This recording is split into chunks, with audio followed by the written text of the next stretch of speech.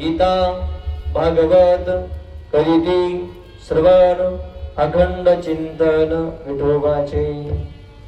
जी माणसं गीतेचं भागवताचं चिंतन करतात किंबहुना श्रवण करतात, महाराज म्हणतात तुका म्हणे माझं करो त्यांची सेवा. आता तुकोबराने आपली सेवा करावी एवढी लायकी का आपली नाही, पण भागवत ऐकतायत का, गीता ऐकतायत का, मग मला त्यांची सेवा करावी. म्हणून पण कसं आहे बघा, कथा कीर्तन जीवनामध्ये ऐकायला भेटणं, पहिली गोष्ट संचितामध्ये पुण्याचा साठा असला पाहिजे. आपल्या संचितामध्ये पुण्य असलं पाहिजे. कसं असते, शास्त्र सांगते माणूस जे रोज कर्म करतो त्याला क्रियमान म्हणायचं. क्रियमान कर्म केलेलं कर्म आपलं जिथं साठलं जातं त्याला संचित म्हणायचं, आणि साठलेलं संचित भोगावं लागतं त्याला प्रारब्ध म्हणायचं. लक्षात ठेवा. आपण रोज कर्म करतो, कुणी शेती करतय, कुणी काही उद्योग करतय, कुणी काही व्यापार करतय, कुणी काय करते, कुणी नोकरी करतय. मग ऐका, जे काही आपण कर्म करतो, मग कर्माचे दोनच प्रकार आहेत, चांगलं कर्म आणि वाईट कर्म. ऐका, चांगलं जर कर्म केलं तर आपल्या संचितामध्ये पुण्याचा साठा होतो, आणि संचितामध्ये जर पुण्य साठलं तर प्रारब्ध भोगायला चांगलं येतं. पण आता ऐका, कर्म जर वाईट केलं तर संचितामध्ये पाप जमा होतं, आणि वाट्याला येणारं प्रारब्ध सगळं दुःखाचं असतं. लक्षात ठेवा. काही माणसं अशी दिसतात जगामध्ये, सदैव दुःख भोगतात. ते कारण काय, संचितामध्ये पाप शिल्लक आहे. काही माणसं चांगले भोग भोगतात, संचितामध्ये पुण्य.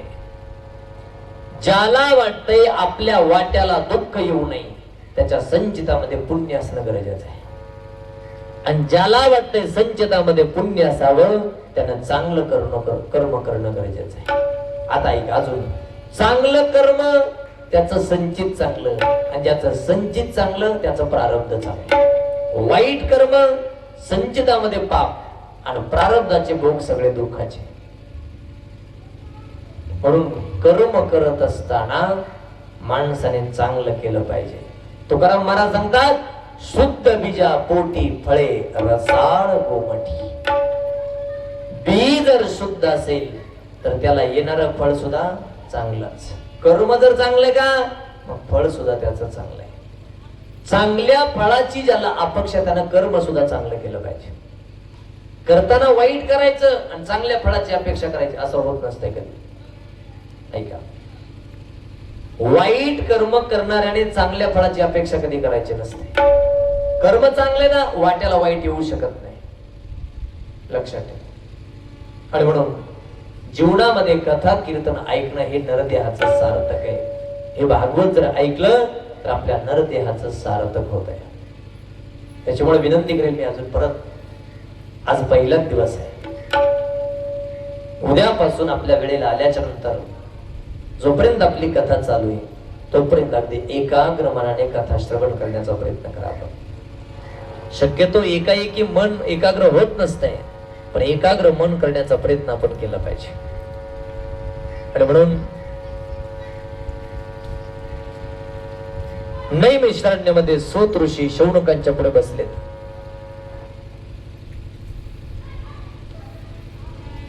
एकदा 88,000 ऋषी शौनक ब्रह्मदेवाकडे गेले आणि काय म्हणले, आम्हाला अशी एखादी जागा सांगा की तिथं बसून सतत भगवंताची कथा आणि चिंतन करता येईल.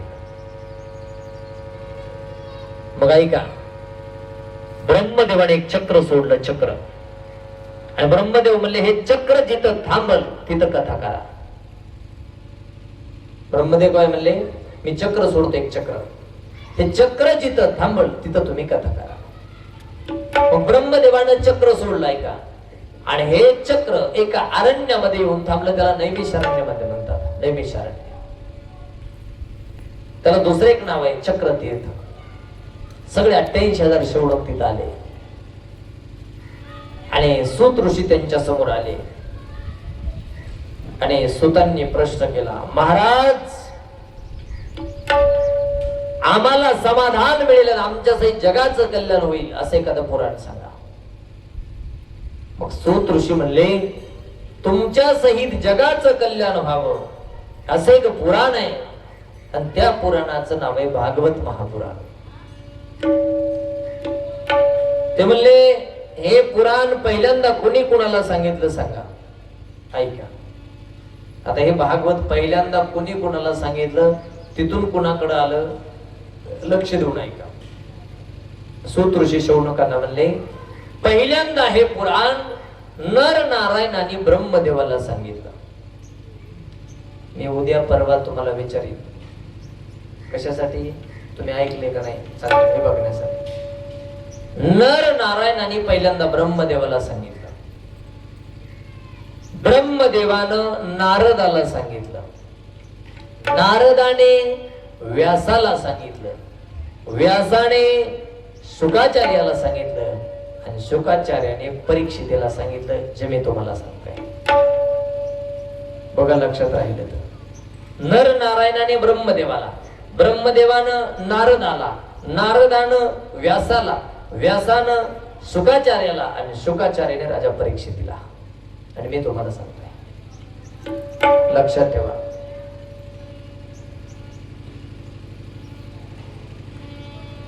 आणि कसं असतंय बघा, सगळीच कथा आणि सगळंच कीर्तन काय कोणाच्या लक्षात राहत नसते.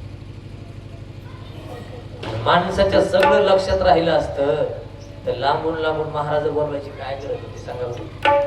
कुणी उठायचं बसायचं कथा करायचं, लक्षात राहत नसते. कशामुळे लक्षात राहत नाही सांगू का तुम्हाला, पटलं तर घ्या नाही तर सोडून द्या. ज्याला कथा ऐकायला यायचंय माझ्याकडे लक्ष द्या, कथा ऐकायला यायचंय त्याने इकडे यायच्या अगोदर हे बघा,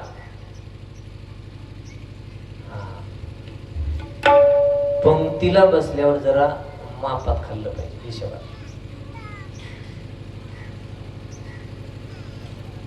नाहीतर काही माणसं मोरुस्त खाते, कथा ऐकायला महाराजाच्या पुढे बसते. हा, तुम्हाला कळायला कथा ऐकायला पुढे. त्या खाण्याचा परिणाम काय होते माझ्याकडे लक्ष द्या. खाण्याचा परिणाम, कथा येती रंगात आणि झोप येते अंगात.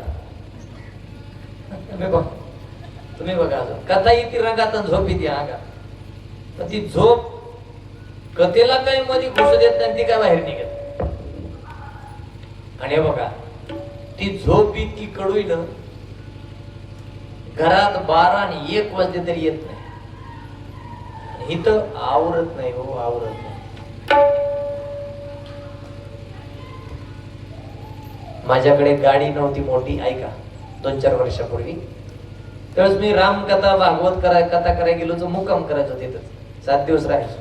मोटरसायकल कुठं फिरायचं एवढं. एका गावात 7 दिवस कथा केली. 7व्या दिवशी घराकडे चाललो. ज्या घरात राहिलो होतो त्या घरात एका आजी होत्या. त्या आजीला म्हणलं, आजी कशी झाली कथा? आजी म्हणली, वा महाराज, काय छान कथा सांगितली. म्हणलं, तुम्हाला आवडली का? आजी म्हणल्या, माय महाराज, मला तर साऱ्या गावापेक्षा जास्त आवडली. म्हणलं, कसं काय? महाराज, अहो काय सांगू तुम्हाला किती कथा आवडली.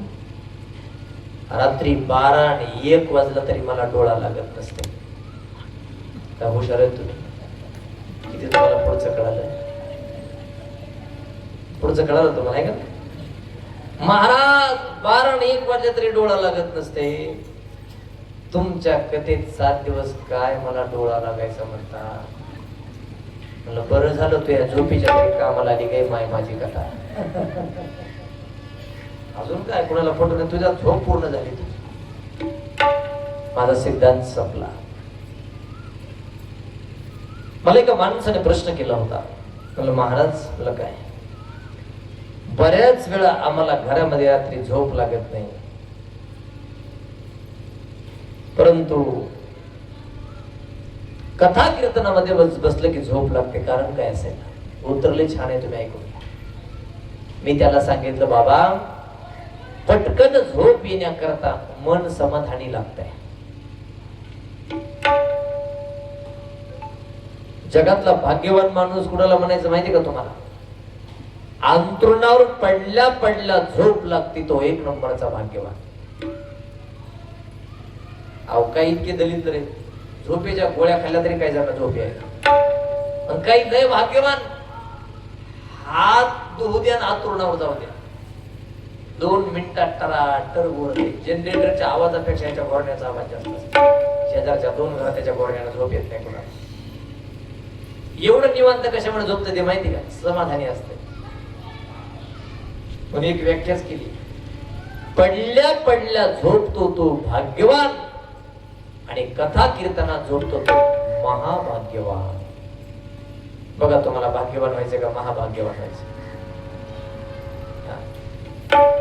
जे कथेत झोपन ते महाभाग्यवान, रात्री कीर्तनात झोपन ते महाभाग्यवान. आता तपासायचं कोण झोपतंय कोण नाही झोपत. तुम्हाला खरं सांगू का, जास्त माणसं मंडपात बसत नाहीत, लांब बसतात. त्याचं कारणच असते, इथं झोप येते. कथा ऐका, कथा चालू झाली गावात आहे का, आणि एक जण पलीकडे झाडाखाली बसलो, तिकडून एक जण आलं, चललं म्हणला मंडपात. ते म्हणला, मंडपात जाऊन मी कथा ऐका वाटते र, पण महाराजाच्या पुढे बसलं की झोप येते. पलीकडून आलेलं काय म्हणते, अरे माझं बी तसंच आहे, मला बी मंडपात बसलं की झोप लागते. पण एक केलं तर ते म्हणला, काय दोघं जाऊन बसू म्हणला. मला झोप आली की तू उठवीत जा, तुला आली की मी उठवत जाईल. मला सोपं आहे, ठरलं दोघांचं एकमेकाला उठवायचं. पक्क ठरलं एकमेकाला उठवायचं. दोघं आले, मंडपात बसले, बघता काय दोघं बी झोपी गेली. आता कुणी कुणाला उठवायचं हा मोठा प्रश्न आहे. पण तुम्ही जरी अधून मधून झोपला तरी मी तुम्हाला झोपू देत नाही. गोपाल कृष्ण भगवान की जय. मला खरं सांगू का, हे जे मधी भजन असते आणि जे जयकार असते, देवासाठी कमी, लोक झोपू नये म्हणून जास्त. असं मोठा जे जयकार केला पटकून कोण तरी जागी, त्याच्यामुळे मधून अधून मधून असते. आता 1 मिनिट माझ्या पाठीमागे सगळ्यांनी भजन करायचं. श्री कृष्ण गोविंद हरे मुरारी, हे नाथ नारायण वासुदेव.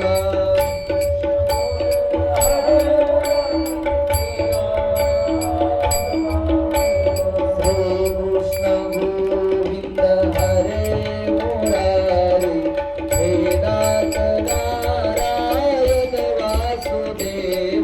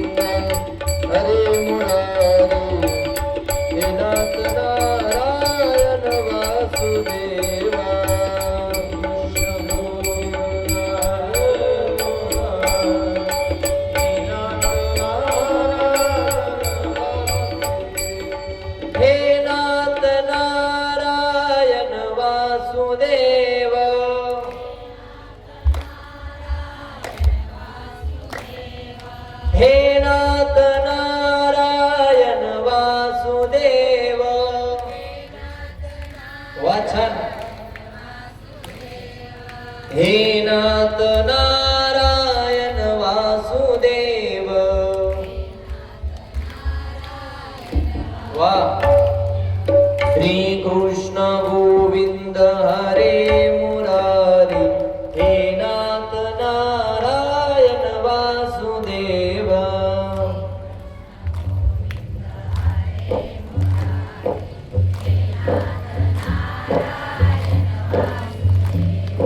श्री कृष्ण गोविंद हरे मुरारी हे नाथ नारायण वासुदेव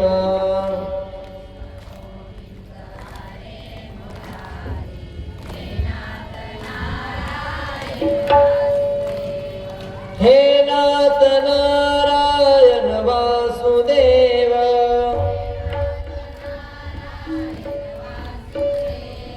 हे नाथ नारायण वासुदेव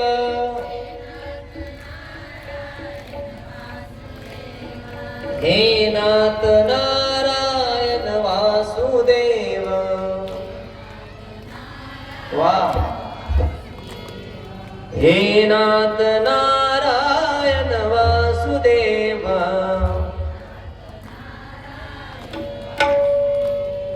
श्री कृष्ण गोविंद हरे मुरारी हे नाथ नारायण वासुदेव जय हो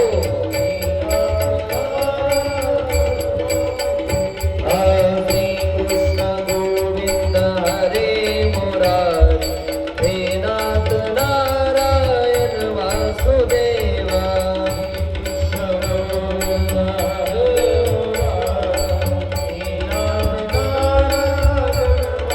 श्री कृष्ण गोविंद हरे मुरारी हे नाथ नारायण वासुदेव म्हणा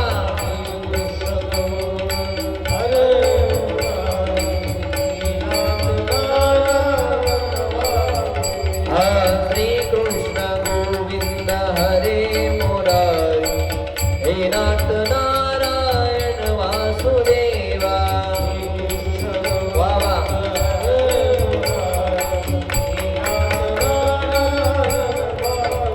राधे कृष्ण राधे कृष्ण राधे कृष्ण राधे कृष्ण राधे राधे कृष्ण राधे कृष्ण राधे कृष्ण राधे कृष्ण राधे राधे कृष्ण राधे कृष्ण राधे राधे कृष्ण राधे कृष्ण राधे कृष्ण राधे कृष्ण राधे कृष्ण राधे कृष्ण राधे कृष्ण राधे कृष्ण राधे कृष्ण राधे राधे कृष्ण राधे कृष्ण राधे कृष्ण राधे कृष्ण राधे कृष्ण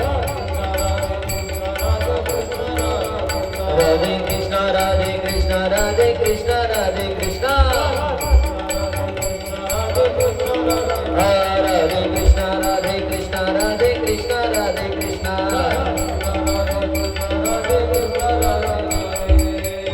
गोपाल कृष्ण भगवान की जय जय श्री राधे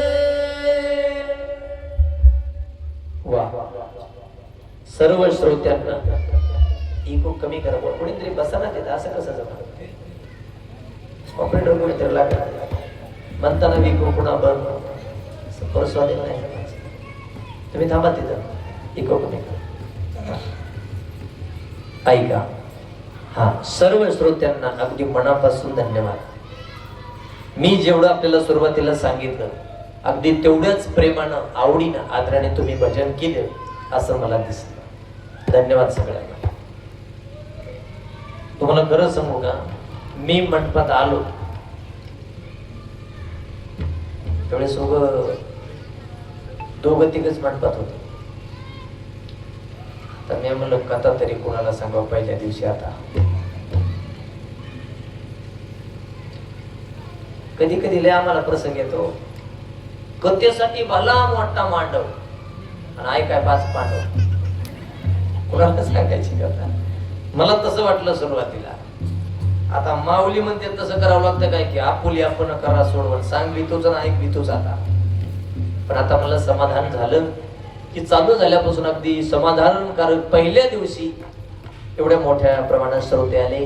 सगळ्यांना मनापासून धन्यवाद. आणि तुला मला खरं सांगू का, पहिल्याच दिवशी इतकं छान भजन केलं तुम्ही, बस मनापासून धन्यवाद. असं आम्ही रोजच म्हणत असतो, असं तुम्ही समजू नका. खरंच छान भजन केलं, धन्यवाद. अगदी 7 दिवसाकरता आपल्याला लक्षात ठेवायचंय. अधून मधून भजन होत असताना मोठ्या प्रेमाने भजन करायचं. एक प्रश्न विचारतो तुम्हाला सांग, इकडे बघा. आपण केलेलं भजन ऐका, लोकाला जास्त आवडलं पाहिजे का देवाला जास्त आवडलं पाहिजे? काय वाटतं तुम्हाला? देवाला आवडलं पाहिजे. मग आता जसं भजन केलं तसं देवाला आवडत असते. जीवावर आल्यासारखं भजन करून देवाला आवडत असते. जीव गेला तरी भजन बंद करायचं असते, तेवढं भजन देवाला आवडत असते. लक्षात ठेवा.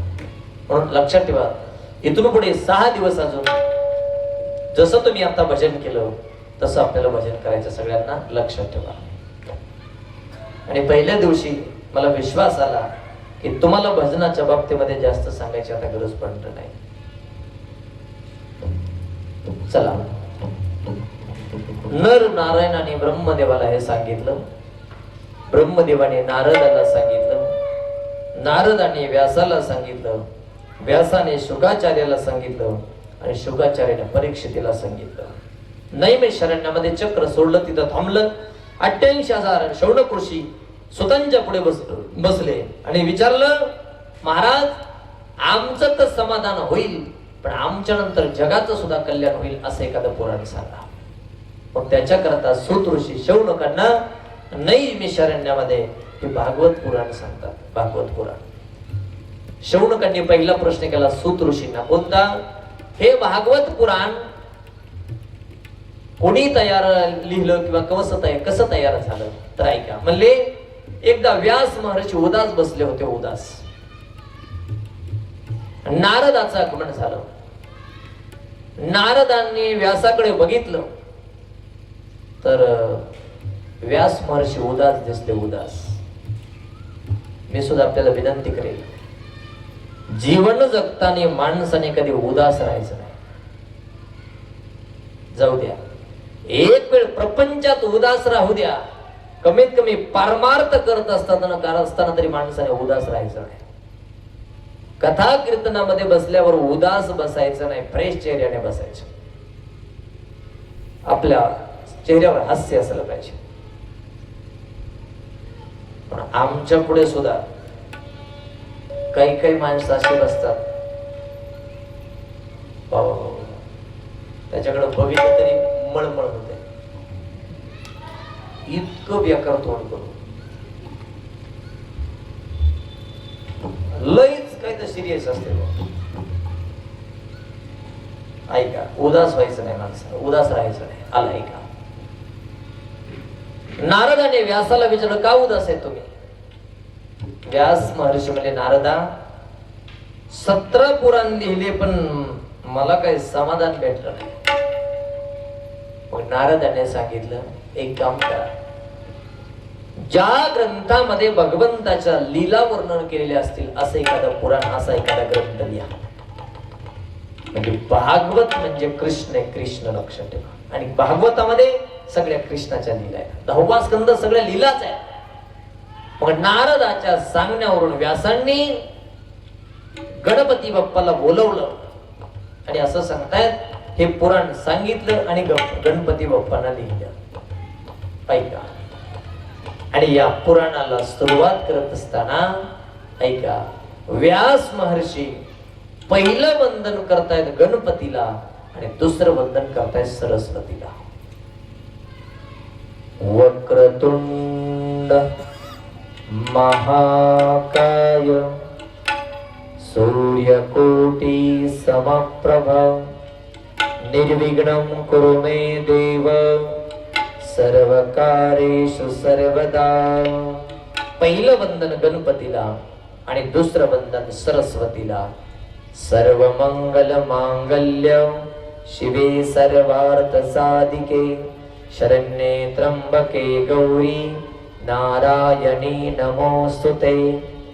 सरस्वती महामाये विद्ये कमललोचनी विश्वरूपे विशालाक्षी विद्यां देहि नमोस्तुते. ऐका, पहिलं वंदन केलं गणपतीला आणि दुसरं वंदन केलं माता सरस्वतीला.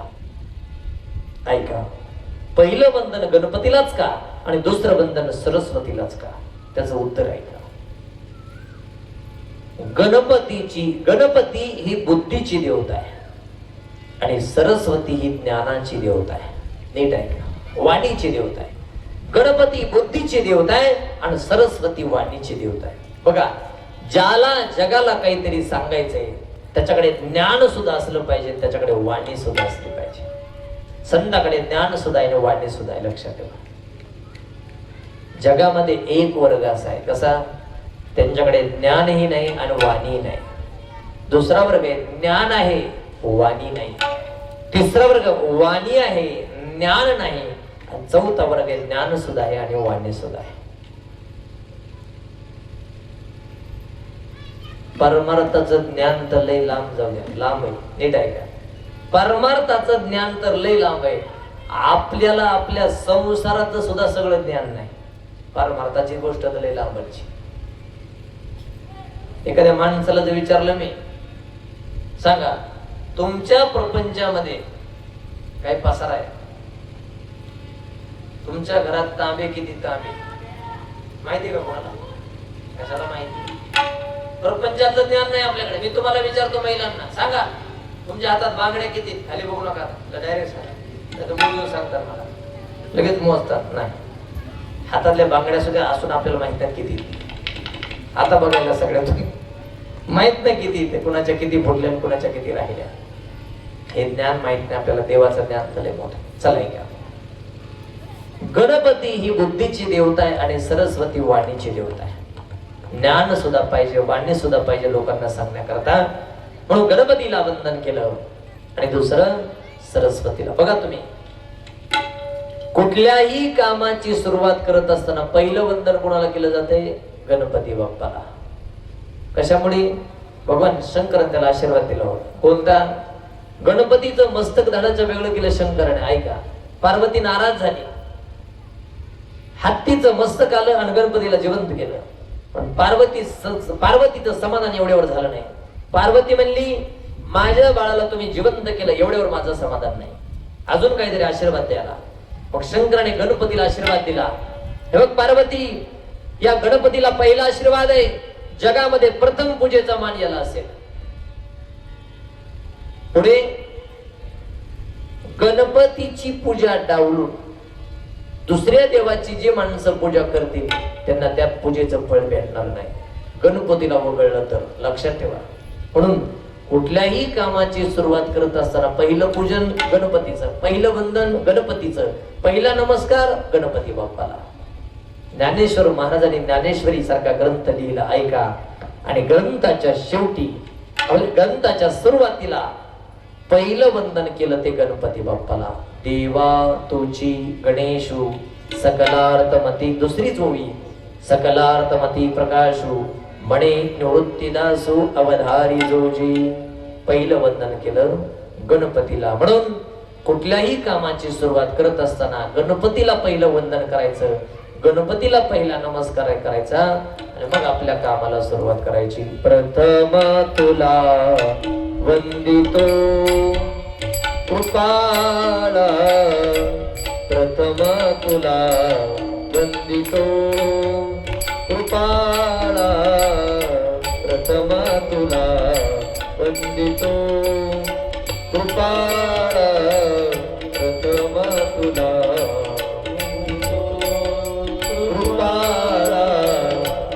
गजानन